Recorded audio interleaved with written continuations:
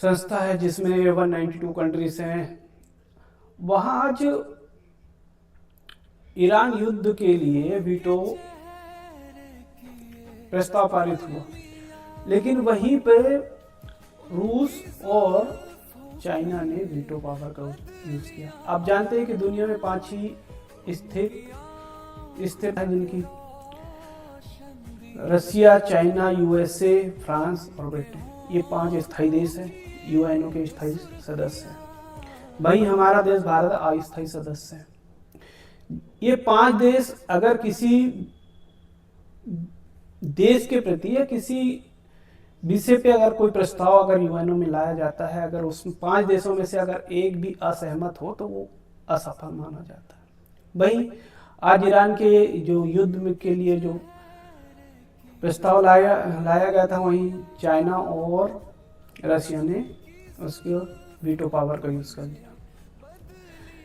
दोस्तों, यूएनओ का कोई रोल नहीं है। सच कहूं तो आज के समय में तो कुछ नहीं बचा है, क्योंकि अमेरिका जो चाहता है वो करता है, जिसे चाहता है उस पर आक्रमण करता है, जिसे परेशान करना, उस पर सैंक्शन लगाना, सब कुछ।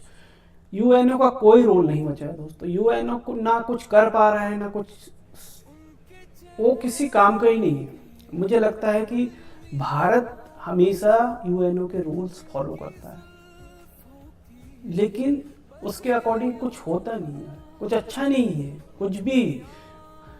तो यूनाइटेड नेशन ऑर्गेनाइजेशन का कोई रोल नहीं है। अगर यूएनओ चाहता तो क्या ईरान पे युद्ध होगा? यूएनओ सिर्फ अमेरिका के इशारों पे चलने वाला। वहीं आज अमेरिकी राष्ट्रपति डोनाल्ड ट्रंप ने कहा है कि आज ईरान की सभ्यता को हम आज रात के दिन नष्ट कर देंगे। आज सबसे बड़े युद्ध के हो सकता है आज अमेरिका फिर से इतिहास दोहरा दे, क्योंकि ट्रंप बहुत ज्यादा धमकी दे रहे हैं, बार बार धमकी दे रहे हैं। वो हो सकता है कहीं परमाणु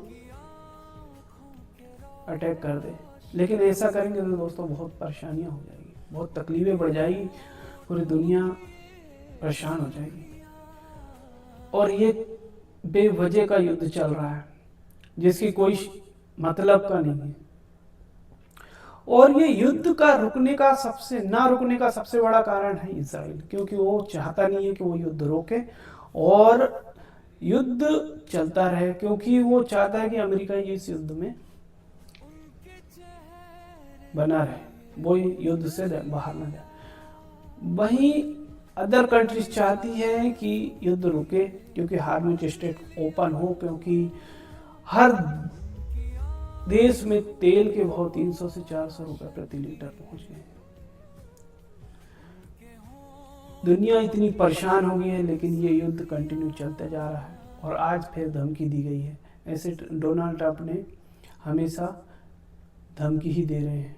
वहीं ईरान ने कहा है अगर आपने कुछ ऐसा किया तो ऐसा जवाब देंगे कि आप जीवन में हमेशा इतिहास में याद रखो। तो ये सब चीज़ें हो रही है दोस्तों, और इससे जनता बहुत ज़्यादा परेशान है।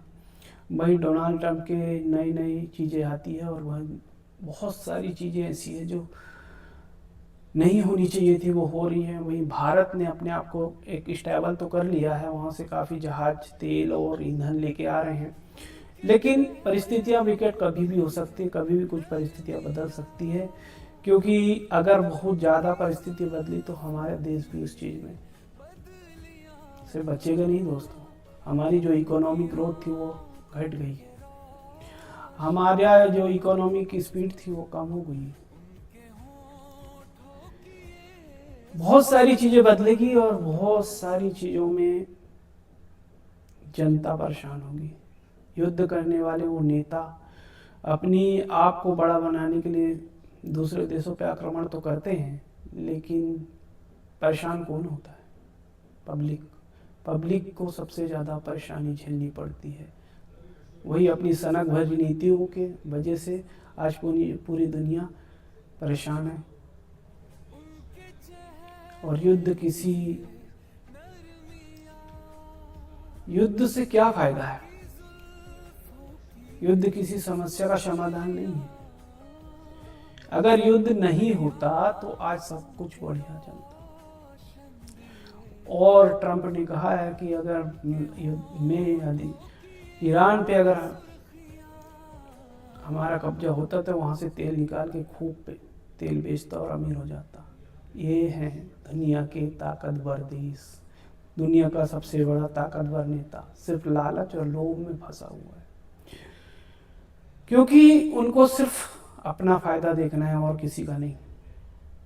वेनेजुएला के साथ क्यों हुआ? वेनेजुएला सिर्फ तेल की वजह से वहाँ के शासक, वहाँ से जो सरकार है उनको हटाएगा और कठपुतली सरकार बैठाई गई है जो उनकी बात माने।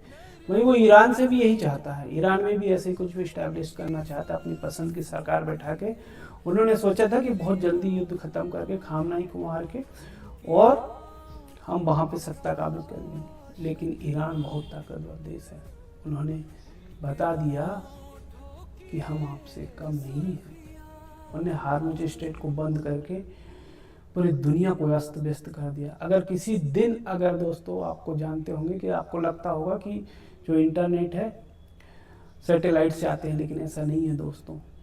अगर हार्मुज स्ट्रेट से, जो समुद्री तल से जो बहुत सारी केबल्स डली हुई है, अगर एक बार भी अगर ईरान उन पर हमला कर दिया तो आप मानिए कि पूरी दुनिया में सर्वर खत्म हो जाएगा। हम भारत में सबसे ज़्यादा जो केबल्स हैं वो यूरोप से डली हुई केबल्स हैं जो भारत की ओर आती हैं इंटरनेट के लिए। बहुत परिस्थितियाँ विकट हो